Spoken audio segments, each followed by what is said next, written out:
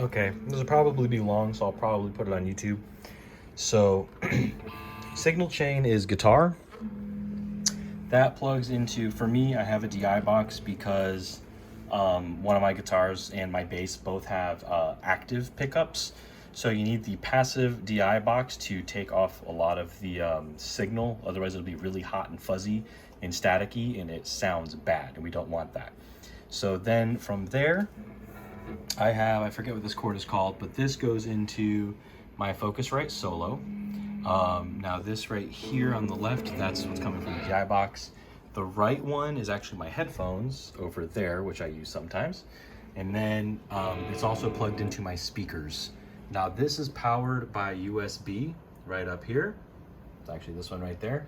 And yeah, so this is called your interface. Have to have one of these. So guitar, for me, into DI box. You don't have to have a DI box. I needed one. Into your interface, into your computer. Then what you need over here is what's called a DAW. I believe that stands for Digital Audio Workstation. I don't want to close out of these, I'm just gonna move them. So this right here is Reaper. It has a free 60-day trial, I believe, or 30-day, but you can use it forever. I don't know if Seth Baker has even paid for his yet.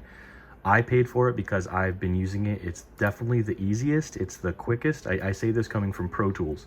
I hated Pro Tools. It was so difficult to try to use. It crashed all the time. Excuse me.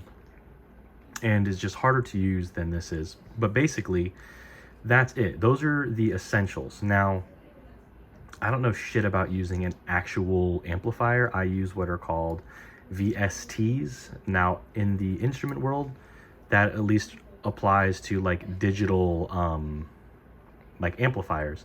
So if you see here, I have Neural DSP's Arch Type Nolly. Now, if you look down here on the bottom, I've got Plini, Nolly, Tosin Gojiras. Then I have Parallax for bass, and what is this one called? Dark Glass, also for bass. And I'll show you how I use those as well. So basically this is it. So like what I've got here is I've got a whole song. Now all the guitars are recorded. The bass I actually didn't record. Even though I own a bass, I didn't record it. I use another VST, which is also a MIDI reader in this case, which is called Gin Bass. That makes it so I don't have to play it. Also, I don't have to like retune my bass for my different tunings. I only play in two, but still. So this is the gist of how it works. So this literally is an amplifier. So you see here, each arch type comes with some pedals. So Nolly comes with a compressor, 2 different overdrives, a pre-delay, and also a post-delay and a reverb. In the middle, you have your amp head. Now, these also come with presets for different tones, okay? Like Nolly did his work. He's also the one who did the Kali cabs that I'll show you later. But he does all these. Now his comes with 4 different amp heads, as you can see on the bottom here. So actually if I click on these, it's 4 different amp heads, okay? All with different tonalities, and 4 different cabs. Let me go to the cab section here. 4 different cabs as well, all again. Now, when it comes to your tone, the biggest factor as far as how it sounds is your cabinet. Not your guitar, not your pickups. Pickups will help with things like clarity, but that's not where your tone comes from. Overall, it's the cabinet. So I'm going back to D-Word. I'm going to show you a comparison here. So what these come with are IRs, and what IRs really just mean is these microphones. So you can move them around to customize, and that changes your tone. And that's how these work. So hold on, let me get back to these. I'm going to show you some tone examples, just kind of using one hand here. So every part of this can be turned off, and I'll show you an example of that. But right now, for my rhythm guitars, in this song I wrote, I literally just ran Arch Type Nolly with the D-Word preset, and that's it. Now over here to the right, you'll see on the signal chain, I have Arch Type and then I have GGD. So this is running the D-Word. Same thing over here, the D-Word preset, and then over here, D-Word preset. But if you notice here, this circle is grayed out. that means I turned off the cabinet section. And again, you can do that for any part of this. You can turn off the amp head, you can turn off pedals, whatever. For here, I turned off the cabinet section, and I'm using the Kali, which has custom cabinets. So this is the same thing. You can pick different cabinets, different sounds, again, pretty different tonalities. For this, he used dark and bright knobs to increase how dark or how bright it sounds. And this also comes with a bunch of different microphone setups. So I'm using one from that video I sent you where he used 2 smooth cabs with 2 different mics and the darkness at different things. So I'll briefly let you, oops, that's way too big. I'll briefly let you hear the difference. So I'll kind of leave this like this so that you can see it. Okay, so first, this is just going to be the D word. So this is all Arch Type Nolly. I think this one cost 120. But some of them are cheaper, like, or maybe it's 140, but some of them are cheaper, like 110. Some people just use like Kali or Omega Fire, Grant, like whatever it's called. I don't use those. I like that these come with pedals and stuff. So here's rhythm using just Arch Type Nolly. That might be too quiet. Let me turn that up.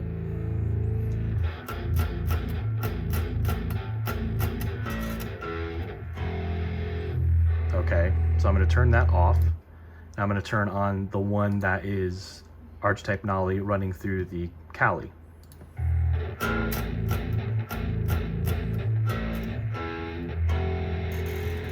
For me, that's a little bit clearer. I kind of like that. I'll do one more. So that's that one, and then we'll go back to just Neural DSP. Now, they're similar, but hopefully you can hear the differences in tonality there. So the other thing to keep in mind is signal chaining. So, let's go, let's go over, before we do that, let's go to like a lead guitar. I don't even know what I'm using here. So I'm using Plini for this. Where did it go? Overdriven lead guitar. Yeah, okay, so let me turn on, I have to turn on recording so you can hear it. So I'm using the Simon Grove Plini high gain preset, and you'll hear it has effects on it. Reverb and delay. And then let's go to a clean channel. So here's clean left, and on this one I am running also Plini, and I'm using this Dream Clean preset.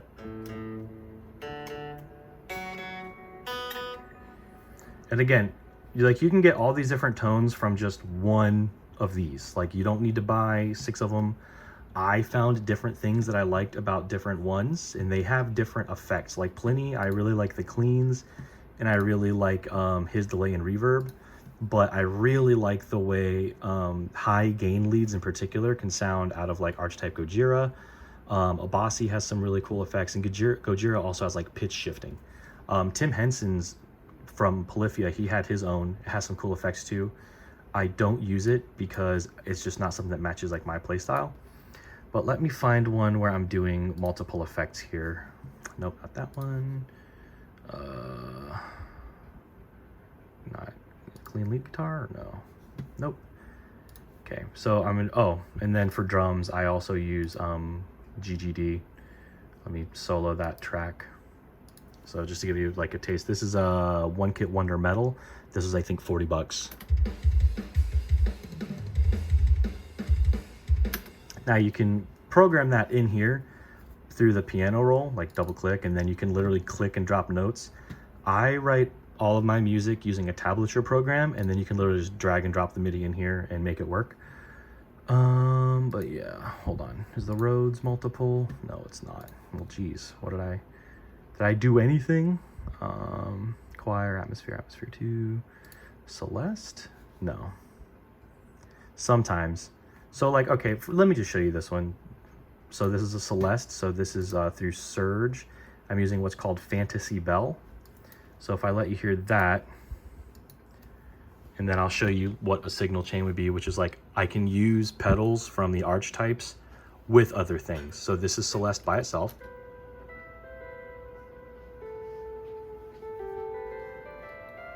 And then I can go to my Arch type here, which I just literally, if you double click in here, you can add This is like a whole list of all the stuff I have. But if I turn this on, and I have a preset I made called piano and reverb delay. Now, or piano reverb and delay. Now let's listen to it.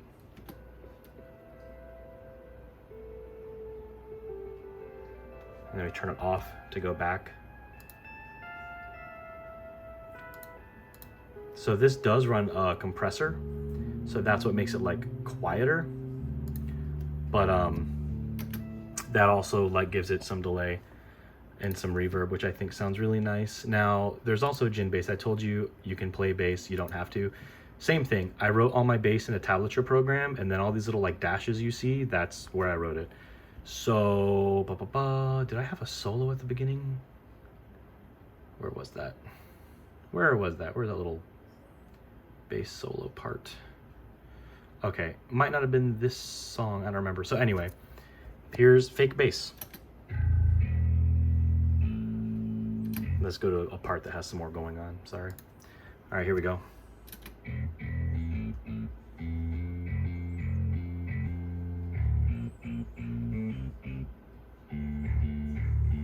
So like, yes, I can play this, but it's hard to get all the instruments consistent, and I just want to get this done quickly. Again, I can't tune my 5-string bass as low as my 8-string guitar. So I have something here where I hit like a really low note on my 8-string guitar, and I can't hit that on my bass. So I did it on bass instead, and here it is.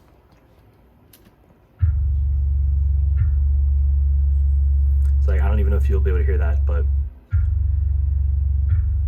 I go down to a low, I don't think that's E, I think I go down to F sharp, but yeah. So, I mean, that's pretty much it. You just make sure everything is like panned. So like I don't quad track. I think that's a bad idea. Simon Grove agrees. He's the bassist for Plini and does a lot of mixing and mastering and stuff. Some people are like, oh, do like 2 left and 2 right? No, just do 1 rhythm, pan to the left, 1 rhythm, pan to the right, and like that's it. So let me just show you how those sound. Now these I haven't tinkered around with. I have one there called Fun Rhythm Teehee. That is just me showing you how the cabs sound. I will likely go back to all of my songs and see how they sound with the new cabs that I did. But like, here's my rhythms. This is just rhythm left and rhythm right. And again, this is not using any actual amplifier. This is all digital. I'm gonna let this go for a little bit. Right channel going lower, and multiple takes. It's hard to get this perfect.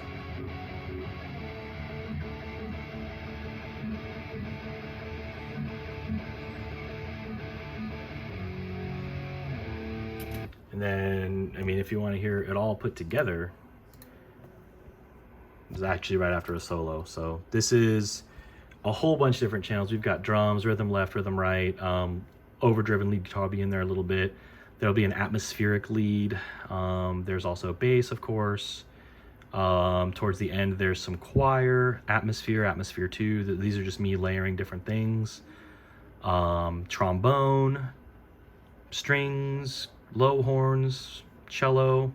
So let's give you a little idea of how this can all sound using only digital instruments and digital amplifiers, and only actually recording guitar. This is no mixing, no mastering. This is just me with some volume.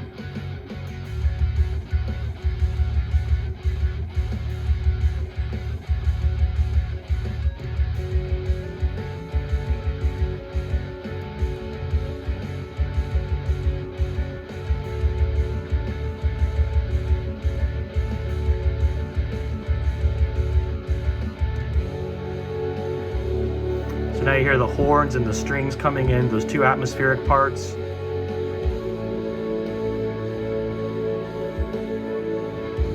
And I'll let it get down to that low F sharp that I told you about, just so you can hear where it jumps.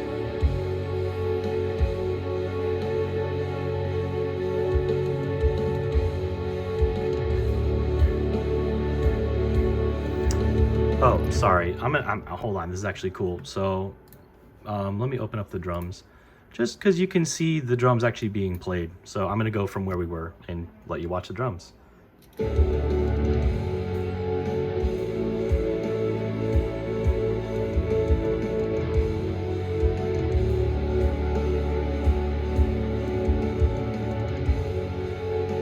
Here comes the F sharp.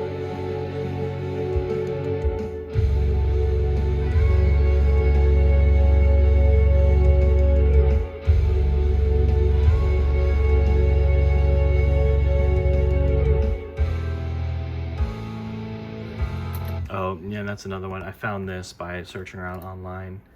This amazing little, I use a lot of Rhodes piano in my writing, and I just found this amazing little plugin.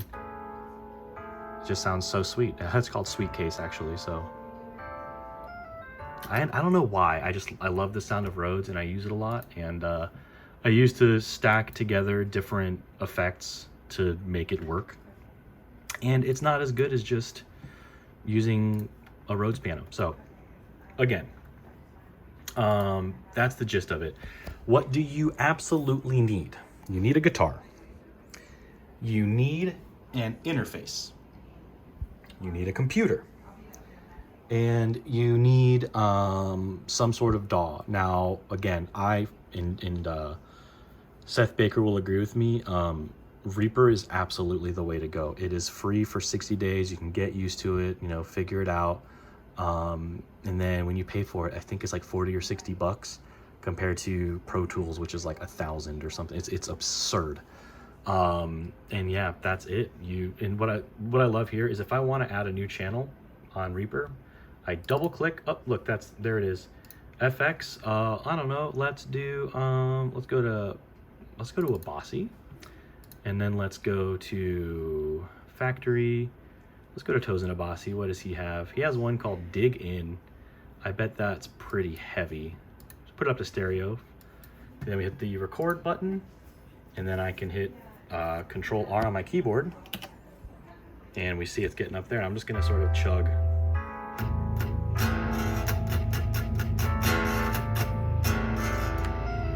And we'll stop our recording. And then let's solo that and just hear how that sounds. Ooh, Dig In has some reverb and delay. But that's it. That's literally all it takes. The rest is you creating it. A brief little aside here. I know I told you I write with, where is it? Desktop. I told you that I write with a MIDI program. I use Tabit. Been using it for years. It makes the most sense to me. But like, here's the song we were just listening to. Let me get to that part. Let's see. Okay, so here it is. I like literally every single instrument tabbed out. This is what allows me to just drop everything I want into Reaper.